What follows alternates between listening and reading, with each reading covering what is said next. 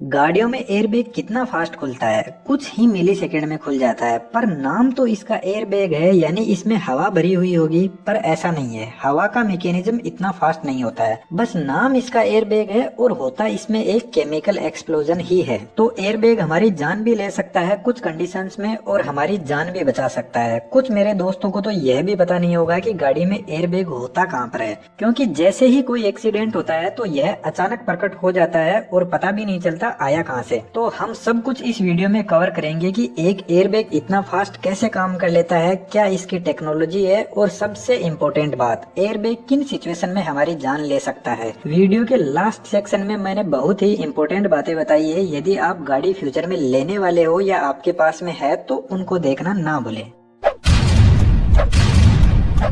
हमारी गाड़ियों में जो सीट बेल्ट होता है वह हमारी बॉडी को प्रोटेक्ट करके रखता है, लेकिन जो हमारा हेड है उसके लिए कोई प्रोटेक्शन नहीं है। जब गाड़ी एक्सीडेंट की वजह से एकदम रुकती है तो हमारा सर स्पीड में जाकर गाड़ी की स्टीयरिंग से टकराता है और हो सकता है कि हमारा सर फट जाए, गर्दन टूट जाए। तो हेड को रेस्ट देने के लिए एयरबैग को डिजाइन किया गया। सीट बेल्ट के साथ में एक प्रॉब्लम यह भी है कि यदि एयरबैग नहीं होगा तो हमारी बॉडी और सर एक्सीडेंट के टाइम एकदम आगे की तरफ जाएंगे और हो सकता है कि सीट बेल्ट की वजह से हमारी कंधे की हड्डी टूट जाए। लेकिन आज के टाइम में गाड़ियों में जो सीट बेल्ट आता है वह ऐसी सिचुएशन में थोड़ा प्रेशर अपना रिलीज करता है और बॉडी को मोशन से रेस्ट में लाने के लिए हमें जो झटका लगता है उसको थोड़ा कम करने की कोशिश करता है। तो जब साइंटिस्ट के यह बात दिमाग में आई तो उन्होंने सोचा कि सीट बेल्ट के अकेले से काम नहीं चलेगा, तो उन्होंने एक एयरबैग बनाया। और पुराने टाइम में जो एयरबैग था उसमें कंप्रेस्ड एयर को भरा जाता था, इसीलिए इसका नाम ही एयरबैग है। तो जब कभी गाड़ी का कोई एक्सीडेंट होता तो गाड़ी में यह सेंसर यूज में लिया जाता था, तो यह स्प्रिंग आगे खिसक जाती और इधर से कंप्रेस्ड एयर आकर एयरबैग में भर जाती। लेकिन इसमें प्रॉब्लम यह थी कि एयर का मैकेनिज्म इतना फास्ट नहीं था,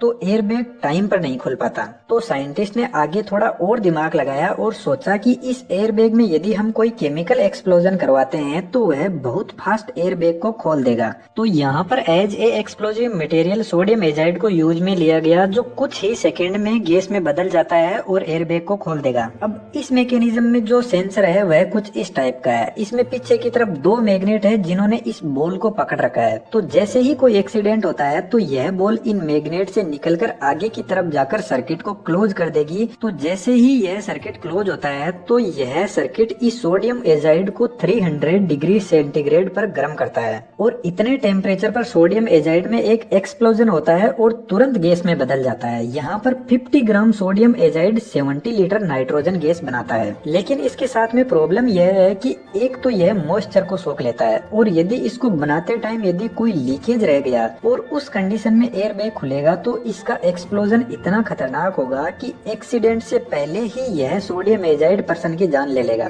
तो इसके साथ में एक ड्राई एजेंट को ऐड किया गया और इसके पास में पोटेशियम नाइट्रेट और सिलिकॉन डाइऑक्साइड को इसके पास में रखा गया इन प्रॉब्लम से बचने के लिए।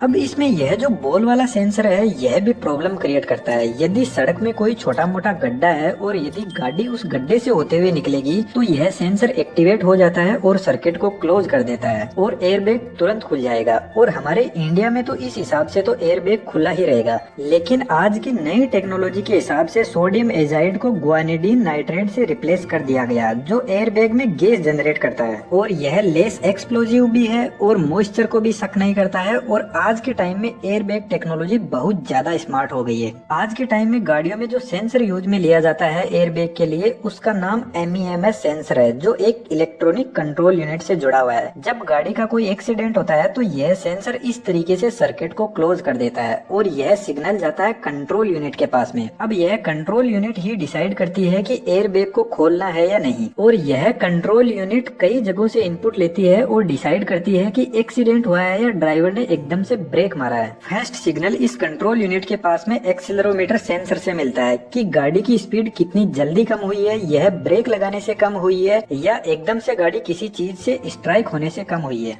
सेकंड सिग्नल इस कंट्रोल यूनिट को स्पीड सेंसर से मिलता है कि गाड़ी की एक्चुअल में स्पीड क्या है। थर्ड सिग्नल इस कंट्रोल यूनिट को ब्रेक प्रेशर सेंसर से मिलता है कि ब्रेक कितना प्रेशर से लगाया गया है या फिर गाड़ी की स्पीड किसी चीज के टकराने से कम हुई है या ब्रेक लगाने से। फोर्थ सिग्नल इस एयरबैग कंट्रोल यूनिट को जायरोस्कोप से मिलता है और यह इस कंट्रोल यूनिट को गाड़ी की 3D पोजीशन दिखाता है कि गाड़ी कितने एंगल पर झुकी हुई है और यदि कोई एक्सीडेंट हुआ है तो किस साइड से गाड़ी को हिट किया गया है। फिफ्थ सिग्नल इस कंट्रोल यूनिट को मिलता है डोर प्रेशर सेंसर से। गाड़ी में जितने डोर है उतने ही गाड़ी में सेंसर होंगे और इनसे इस कंट्रोल यूनिट को पता लगेगा कि डोर पर कितना प्रेशर पड़ा है। यदि ड्राइवर ने ब्रेक मारा है तो डोर पर कोई प्रेशर नहीं होगा और यदि एक्सीडेंट हुआ है तो डोर पर प्रेशर आएगा। सिक्स्थ सिग्नल इस कंट्रोल यूनिट को मिलता है सीट ऑक्यूपेशन सेंसर से और यह सेंसर इस कंट्रोल यूनिट को बताता है कि गाड़ी में कितनी सीट पर पैसेंजर बैठे हुए हैं। जितनी सीट पर पैसेंजर होंगे उतने ही एयरबैग खुलेंगे। अब इन सभी सेंसर से यह कंट्रोल यूनिट डाटा को कलेक्ट करती है और 2 मिलीसेकंड के अंदर इस डाटा को कैलकुलेट कर लेती है। यदि एक्सीडेंट हुआ है तो एयरबैग के सर्किट को क्लोज करती है और जैसे ही एयरबैग सर्किट क्लोज होता है तो एयरबैग में जो एक्सप्लोजिव मटेरियल है उसको इग्नाइट करता है और एक एक्सप्लोजन करवाता है। इस एक्सप्लोजन के बाद में 20 से 30 मिलीसेकंड में एयरबैग में गैस भरने लग जाती है और 100 मिलीसेकंड तक पूरा एयरबैग खुल जाता है। यह एयरबैग 350 किलोमीटर पर आवर की स्पीड से खुलता है। अब यदि हमने सीट बेल्ट लगा रखा है तो हमारा हेड डायरेक्ट एयरबैग पर जाकर टिकेगा और जैसे ही हमारा सर इस एयरबैग पर टिकता है तो इस एयरबैग के पीछे की तरफ वेंट होते हैं जिनसे यह गैस वापस बाहर निकलती है, क्योंकि यदि एयरबैग वेंट नहीं होंगे तो एयरबैग और सीट के बीच में हमारा सर फंस जाएगा। तो इस एयरबैग में अंदर से गैस आती है और एयरबैग को कुछ सेकंड तक फुलाकर रखती है और बाहर निकलती जाती है, जिससे हमारे सर को एक पिल्लो जैसा रेस्ट मिलता है और फिर यह एयरबैग खाली हो जाता है कुछ ही देर में। तो यहाँ पर सीट बेल्ट का भी बहुत बड़ा रोल होता है। कुछ गाड़ियों में तो ऐसा भी है जिनमें यदि आप सीट बेल्ट नहीं लगाओगे तो एयरबैग नहीं खुलेंगे। तो सीट बेल्ट गाड़ी में लगाना बहुत ही जरूरी है। अब किन सिचुएशन में एयरबैग हमारी जान के दुश्मन बन जाते हैं यह जानना भी बहुत जरूरी है। कुछ लोगों की आदत होती है एकदम गाड़ी के स्टीयरिंग से चिपक कर गाड़ी चलाते हैं और गाड़ी का जो स्टीयरिंग व्हील है उसी के अंदर एयरबैग लगा रहता है जिसके ऊपर लिखा भी रहता है। और ऐसी सिचुएशन में यदि एयरबैग खुलेगा तो आपका सर सीट और स्टीयरिंग के बीच में कम दूरी होने की वजह से यदि एयरबैग फट गया तो आपको नुकसान पहुंचा सकता है। तो कम से कम 25 सेंटीमीटर की दूरी तो आपको मेंटेन करनी ही चाहिए। ड्राइवर सीट के पास में जो पैसेंजर सीट होती है उसमें कुछ लोग जब लॉन्ग ड्राइव करते हैं तो आगे की तरफ पैर रखकर बैठ जाते हैं और जहाँ पर आप पैर रखते हो वहीं पर एयरबैग होता है और जहाँ जहाँ पर एयरबैग होता है गाड़ी में वहाँ पर लिखा भी रहता है। तो इस कंडीशन में यदि एयरबैग खुलता है तो आप सोच सकते हो कि आपके साथ में क्या होगा। गाड़ियों में हमें सीट पर वही कवर लगानी चाहिए जो कंपनी से मिलते हैं, क्योंकि सीट में जो एयरबैग होता है यदि आपने अलग से कवर लगा दिया तो फिर कैसे खुलेगा वह, लेकिन वह खुलेगा 100% और प्रेशर की वजह से उसमें ब्लास्ट हो जाएगा और वही आपका दुश्मन बन जाएगा। कुछ लोगों को बहुत ऐसे इंटरेस्ट होते हैं गाड़ियों के डैशबोर्ड पर आगे की तरफ ऐसे फालतू के इंस्ट्रूमेंट लगा लेंगे और आगे के डैशबोर्ड पर कवर भी लगा देंगे, पर इनसे एयरबैग को बहुत इफेक्ट पड़ता है। यदि इन इंस्ट्रूमेंट से एयरबैग खुला और यदि फट गया इनके लगने से तो एयरबैग से बहुत ज्यादा स्पीड से गैस निकलती है, वह भी आपकी जान ले सकती है। और कुछ लोगों के भाई अलग ही टाइप के शौक होते हैं, गाड़ी के आगे की साइड में ऐसे बम्पर बनवा लेते हैं। इनकी वजह से कई बार एयरबैग सेंसर सही से काम नहीं कर पाता और यह भी एक बड़ी बेवकूफी है। अब यहाँ पर कुछ गाड़ियाँ तो ऐसी है जिनको सेफ्टी फीचर्स में 0 स्टार मिला हुआ है आउट ऑफ 5 में से, और उन गाड़ियों में एयरबैग दे रखा है। तो आप सोच लो उन गाड़ियों में एयरबैग क्या करेगा। और मैं उन 0 स्टार वाली गाड़ियों का नाम नहीं लूंगा, लेकिन आप गाड़ी खरीदने से पहले एक इंटरनेशनल एजेंसी